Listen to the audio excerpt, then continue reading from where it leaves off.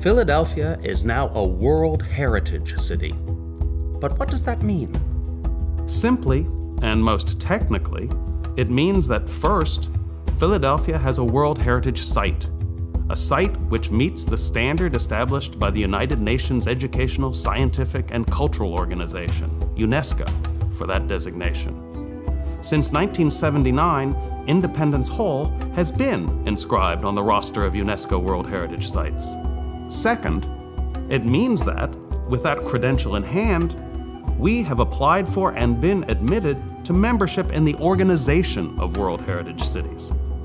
That happened at the Meeting of World Heritage Cities in Arequipa, Peru in November 2015, making us the first city in the United States to earn that distinction. That's important.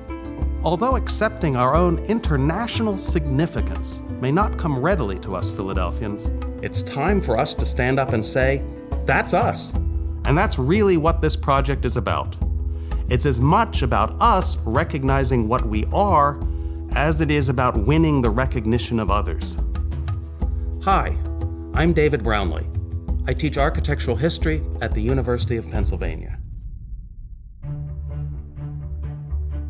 I think the case for Philadelphia to be a World Heritage City is as simple as this. There is no other place on Earth where one can see more clearly the tangible evidence of globally important human ideas and globally transformative human accomplishments. And although what happened at Independence Hall in the last quarter of the 18th century appropriately makes it the starting point for our World Heritage credentials, Philadelphia has something to celebrate in every era of our history and every corner of our region and every part of our multicultural community. This broader significance is already formally recognized. In addition to Independence Hall, 66 other Philadelphia buildings and 40 from the surrounding suburban counties are National Historic Landmarks, the highest American recognition. Philadelphia's accomplishments have not been easily achieved, and our history is full of experiments, failed as well as successful, and marked by strife. But our ideas and our idealism have prevailed. It's also important to remember that our heritage is not a thing of the distant past or just a list of handsome old buildings. We admire and protect those physical reminders because of what the people who lived in them and made them did and thought, and the past in which that happened ended just a moment ago. In this film, we'll look into that relevant living heritage and at the drama that Philadelphians have enacted on the world stage throughout our history. This film will be divided into 5 acts with an interlude. To begin at the beginning, Philadelphia's founding in the 17th century was one of the boldest and most fully realized expressions of the Enlightenment. And starting at ground level, our 1683 grid plan bespeaks the rationalism of that era and of our founder, William Penn. The plan seems so ordinary, and it is, of course, still so much a part of our daily lives that we're usually blind to its internationally important revolutionary character. Penn's plan swept away, as nowhere else, the physical disorder of the largely medieval cities that he and his colonists had known in Europe. Cities plagued by disease and literally incendiary, as proven by the fiery destruction of London in 1666. Philadelphia's physical innovation served and emblematized an even more important social and political revolution. The multi-steepled 18th century city that rose and still rises on Penn's plan embodied a rational philosophy that left no room for religious prejudices, and his city's tolerance for diverse thinking of all kinds provided the setting for the subsequent invention of modern democracy.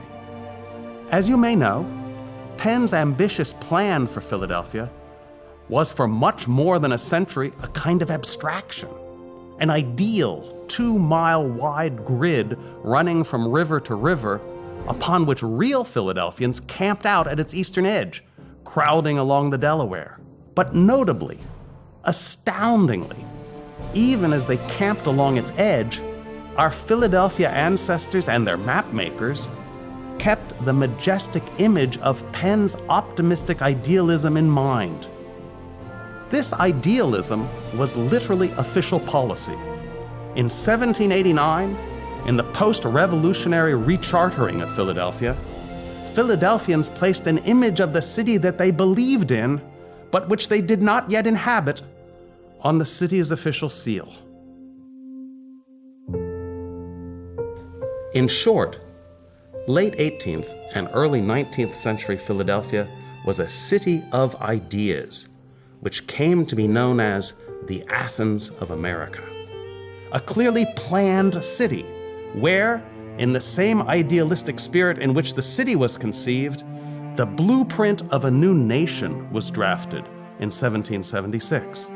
That design work occurred in Independence Hall, and there was also written the American Diagram of Good Government, the Constitution of 1789. In addition, in those same decades, Philadelphia was the birthplace of the American movements to abolish slavery and to reform prisons.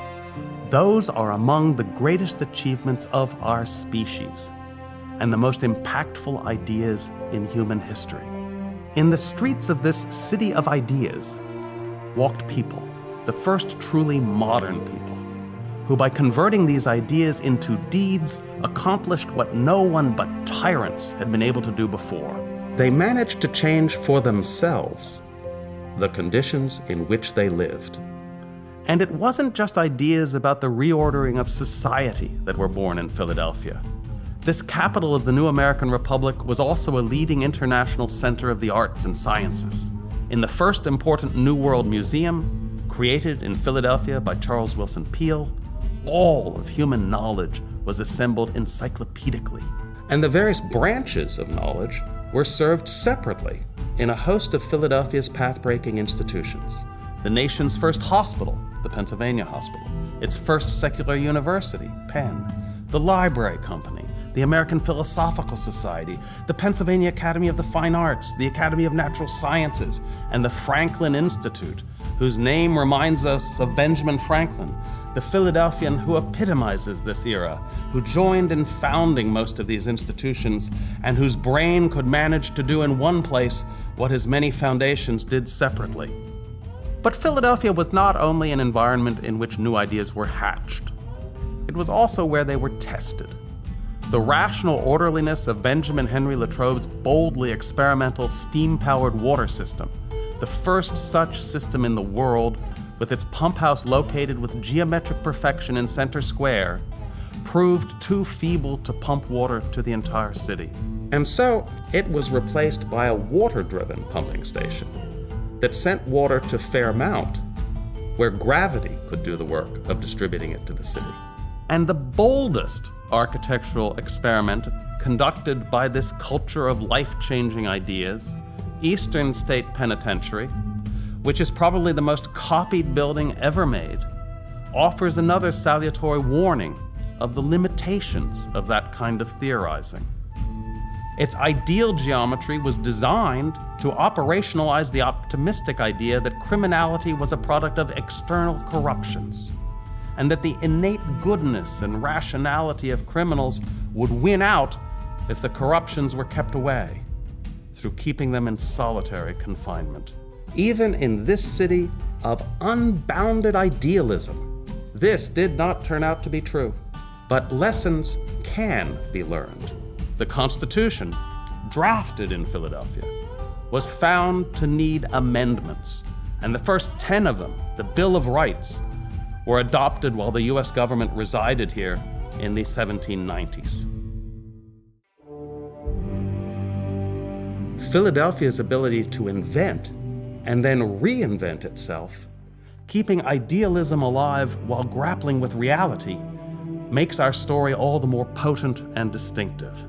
This is, after all, the home of both the coolly rational grid plan and the curved, mustard-spiced pretzel. And much of Philadelphia was developed literally off the grid, away from what is wrongly thought of as our only historic district. For this is a city of neighborhoods, although we never seem to be able to agree exactly how many there are or what their boundaries may be. The ethnically and topographically diverse profusion of neighborhoods began at the beginning, in the so-called liberties to the north and the south of the grid, and most distinctively in Germantown, where Penn encouraged German Quakers to settle when the colony was born. Here, there are all the features of our noblest Philadelphia mythologizing.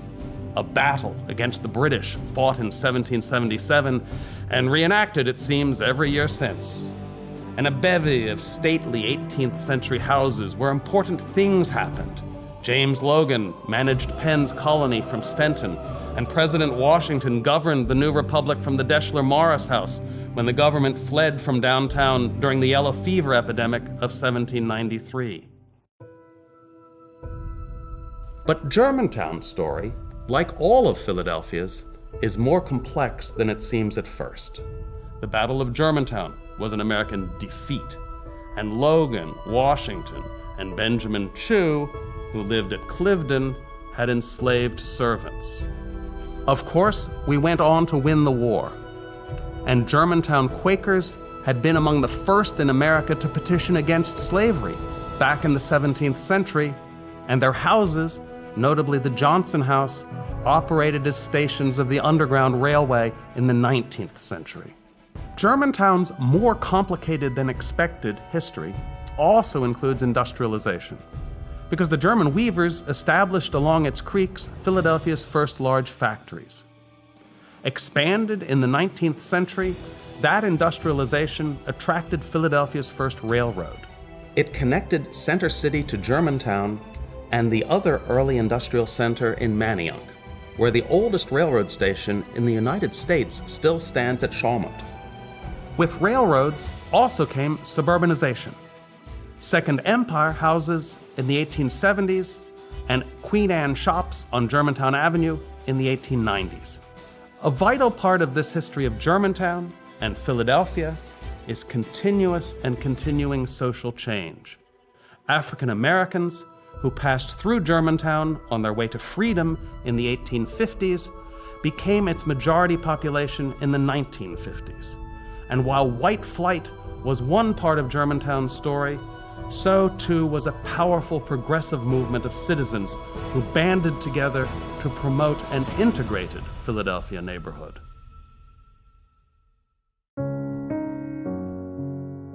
Our city of neighborhoods was largely defined in the 19th century, when it grew gigantically, from 81,000 people in 1800 to 1.3 million in 1900, 16 times larger. And although we ceded the titles of America's capital to Washington in 1800 and America's largest city to New York at about the same time, 19th century Philadelphia still did colossal things, in tune with the new industrial age. While remaining the center of American medicine and publishing and science, we also became the workshop of the world, challenging Birmingham and Manchester in England for international manufacturing supremacy at a time when Chicago, Detroit, and Pittsburgh were still small towns.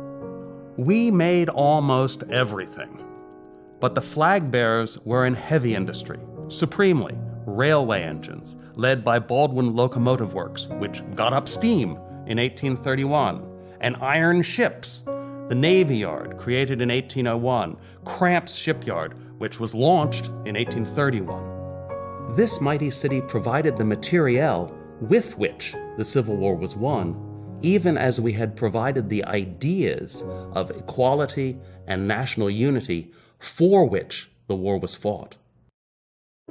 These great things were not achieved without much strife, which tested our ideals.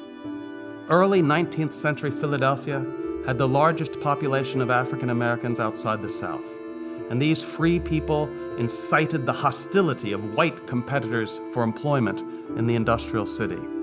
Irish Catholics, 75,000 of whom came here in the potato famine years, were received with similar fear and hate and riots and vandalism were frequent occurrences in the 1830s and 1840s. But the mighty engine of the industrial economy did create opportunities for the newcomers, who continued to come from more and more places. And the city continued to grow, with workers' neighborhoods, often defined by ethnicity as well as industry, growing up within walking distance of the mills. Textiles and the Irish defined Kensington. Germans and German-style beer making and architecture in Brewery Town. Textiles and a mixture of Irish, English, Scots, and Germans in Manayunk, where a hillside village rose above the water-powered mills, presided over by the tall-towered Catholic Church. In South Philadelphia, it was African Americans, then Irish and Italians and Latinos, who walked east or west to waterfront jobs on the Delaware and the Schuylkill. In Tacony, there is an exceptional case. When Harry Diston moved his saw works here to a site on the Delaware, he also laid out and built a neighborhood of housing for his workers and established a subsidized mortgage system. In Frankfort and Port Richmond, the vast coal docks of the Reading Railroad and the adjacent Cramps Shipyard provided employment to an industrial army of Germans, Poles, and other Eastern European Catholics who lived in little houses and worshiped in great churches along Allegheny Avenue. In all of these distinctive neighborhoods, Philadelphia's workers lived in row houses, not in tenements or triple-deckers or rooming houses, and an enormous number of them owned their own homes. This was widely noted as distinctive, and it was much admired. Indeed, at the Great Chicago Columbian Exhibition of 1893, a Philadelphia row house was displayed as the ideal working-class dwelling. Philadelphia, by the end of the 19th century, was a great mosaic of these row house neighborhoods, and their diversity was reinforced by the fact that until 1854, they were separately governed by 29 municipalities. But in that year, consolidation redefined the city of Philadelphia. Until then, it had officially consisted of just the 2 square miles of Penn's grid. Now it would encompass all of these municipalities and all the 130 square miles of the county. This great change in governance, undertaken largely for reasons of public health and safety, was the first of several kinds of consolidation. Another began in 1858 with the introduction of the first streetcars, which by 1911 ran on almost every street of the metropolis, binding it together physically. So important were the streetcars to the life of the city that they were the focus of 2 of the most important struggles for civil rights. In the 1860s, Octavius Cato led a campaign of civil disobedience and lawsuits that gave African Americans the right to ride the trolleys. And in 1944, federal troops broke a wildcat strike by white trolley operators, giving African Americans the right to drive them. And finally, consolidation allowed the development of the largest municipal park system in the world, as a complement and a kind of antidote to Philadelphia's industrial giganticism. A network of green connecting Manayunk to Brewery Town, West Philadelphia, and Center City. In 1876, we invited all the world to a World's Fair in that park to celebrate the centennial of America in the city that had created it and saved it. The Centennial Exhibition was an international bragging fest of art and science, in which Philadelphia presented itself with power and distinction. Notably, the greatest American painter of the age, Philadelphia's Thomas Eakins, displayed his first masterpiece, the Gross Clinic, in a scientific exhibition. While in the vast machinery hall, Baldwin locomotives were lined up like Chevys in a showroom. The crowning celebration of Philadelphia's industrial might and unity came with the decision in 1871 to build a new city hall in the center square of Penn's plan, after nearly 200 years, finally fulfilling the founder's vision of a symmetrical city governed from its center. To mark the occasion in the spirit of the industrial metropolis that surrounded it, City Hall was built to be the tallest building in the world, and its 548-foot iron tower held that title until 1908. That vertical superlative was matched in the horizontal plane by the building across the street, Broad Street Station, which was the headquarters of the largest corporation on Earth, the Pennsylvania Railroad, as well as a gigantic railway terminal. As enlarged by Frank Furness and the Wilson brothers in 1893, its train shed was 300 feet wide, the largest unsubdivided space on the planet. Philadelphia thus began the 20th century in first place. The big train shed burnt down in 1923, and the rest of Broad Street Station was demolished in 1953.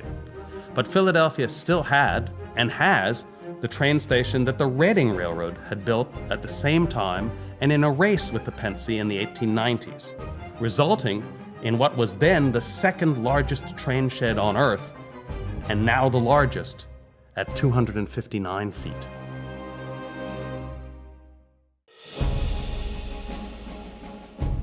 With astonishing foresight, even as we were marking these triumphs, this great workshop city was already planning for a post-industrial future. The city that had at last filled in Penn's grid, pushed industrial neighborhoods outward along the railroads and streetcar lines to fill the county, and which built the tallest building on Earth at its center, where Broad and Market Streets intersected in a crescendo of monuments of railroading, industry, and commerce, that city now proposed to add to those two axes a third axis, the Benjamin Franklin Parkway. It was conceived in the late 19th century, and starting in 1907, a still quite new industrial neighborhood of housing and factories, some 1,600 real estate parcels, was demolished to make way for it. The roadway opened in 1918, and it was then quite slowly populated with new buildings. Throughout this long period, the parkway was thought and rethought several times, even while it was being made, most splendidly but not definitively by Jacques Grébert. Other architects made important contributions too. Paul Cray, Horace Trumbauer, and an African-American, Julian Abel, whose creativity often went unrecognized. As intended by the business, civic, and artistic alliance that created it, the Parkway was the symbolic and real axis around which Philadelphia began to reorganize itself as a city of culture, commerce, and education. As such, it is an internationally significant roadway, metaphorical and real, from the industrial 19th century to a present and future of eds and meds, and much else. And it looks like the Champs-Élysées in Paris to boot, although that road was built to allow Louis XIV to get out of town and go hunting in the Bois de Boulogne, and is therefore much less important to history. Having been among the first industrial cities on Earth to contemplate a different future, in the years after World War II, Philadelphia was also in the international vanguard when it came to rethinking the destructive urban renewal projects that many industrial cities inflicted on themselves in that effort. In the post-war era, Philadelphia became a cover story as we successfully planned and executed the reuse of our rich and diverse past. The central episode in this story is the work of Ed Bacon and the reimagining of Society Hill. Bacon and his collaborators first presented their ideas for a transformed city, a better Philadelphia, in 1947, with a motorized model that prefigured the demolition of much and the dislocation of many, as occurred elsewhere. But the dockside neighborhood that is now Society Hill was transformed with a plan that preserved and restored more than 500 houses from the colonial and early federal periods, augmenting them with new buildings, like Society Hill Towers, that asked to be considered as modern landmarks. Nowhere else on Earth can one so completely immerse oneself in the Enlightenment world, where and when humans learned to change everything, something we've continued to do. Sadly, our great Victorian monuments of commerce and industry, even the works of Frank Furness, were not sufficiently appreciated at that time to be preserved. More recently, more happily, we have moved to preserve the great landmarks of our workshop of the world era. The Reading Terminal, its trains moved underground, but its market intact, has become the front door of the Pennsylvania Convention Center. The Art Museum, that was built as part of the Centennial Exhibition in Fairmount Park, has been reborn as the Please Touch Museum.